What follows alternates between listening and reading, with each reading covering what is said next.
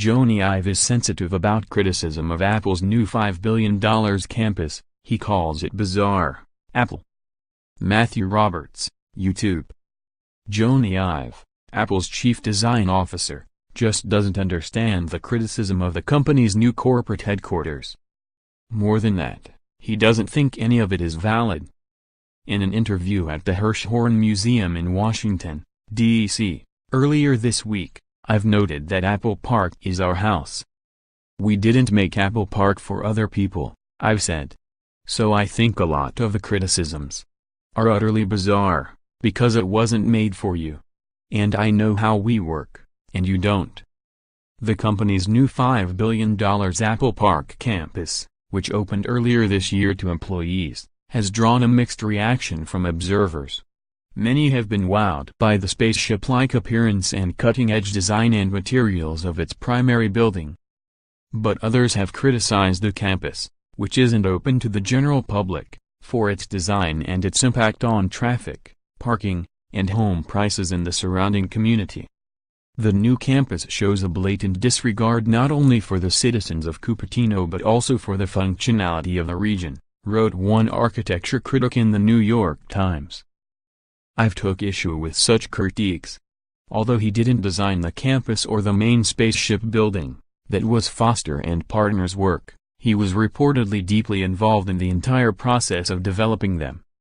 I can't imagine another time in the future that we get to try to make something that is for us, not in any indulgent, ghastly, selfish way, but we make it for us to try and help us do better, to make better products, to be able to easily collaborate and bump into other people, I've said in the interview at the Hirshhorn Museum. He continued, and we spend a lot of time there, we spend more time than in our own homes.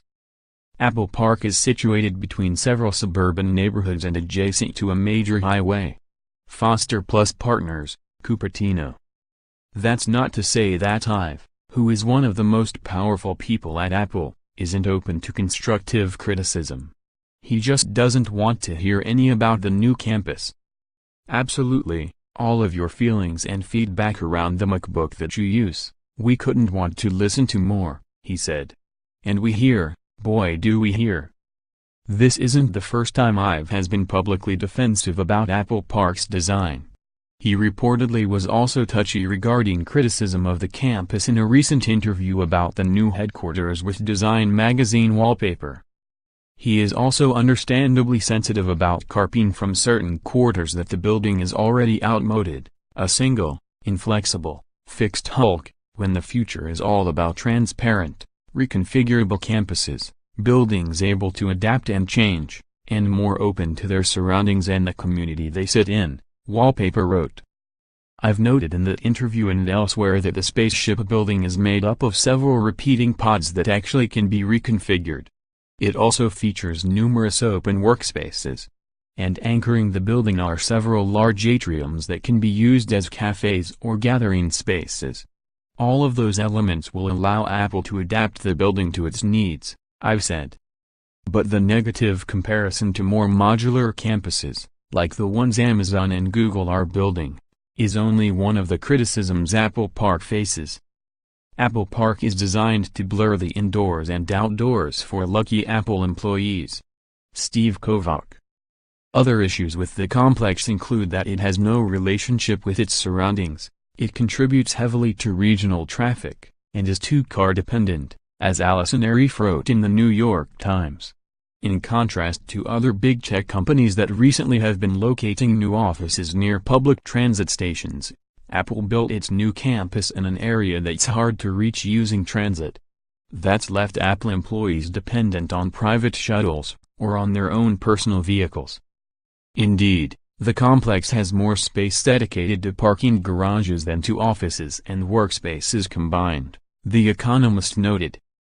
Apple's new headquarters is a retrograde, literally inward-looking building with contempt for the city where it lives and cities in general, Wired's Adam Rogers wrote. And the situation could have been worse. Cupertino, the city in which the new campus is located, eventually convinced Apple to give it some money to help with parking and traffic around Apple Park, Wired reported. We had to bring them into our world, Cupertino's assistant city manager told Wired. He added, "They don't do urban design. They don't do planning. We needed to talk to each other." Homeowners in nearby neighborhoods have complained about construction noise, increased traffic, and opaque fences that break up sight lines. But the biggest issue for Apple's neighbors is the new campus effect on housing prices, which are spiking 15% to 20% year over year, according to the New York Times. Meanwhile, it's not at all clear that Apple employees themselves are sold on the new campus. In August, a popular Apple podcaster said he'd heard company engineers weren't thrilled with the new open office plans in the spaceship building, because they required them to work on long tables instead of in cubicles or offices. The expensive complex has also been criticized for not providing any spaces for child care, an important perk for working women. To be sure, though, Ive's right. Thanks to Apple's strong culture of secrecy, people outside the company really don't have much of an idea how employees there work. And it's quite possible Apple workers on the whole love the new setup. But there are clearly plenty of fair criticisms that can be made of the company's new landmark, even if you don't have an Apple badge. Live in Cupertino or Sunnyvale and have thoughts about Apple Park? Please email clswing@buzzina.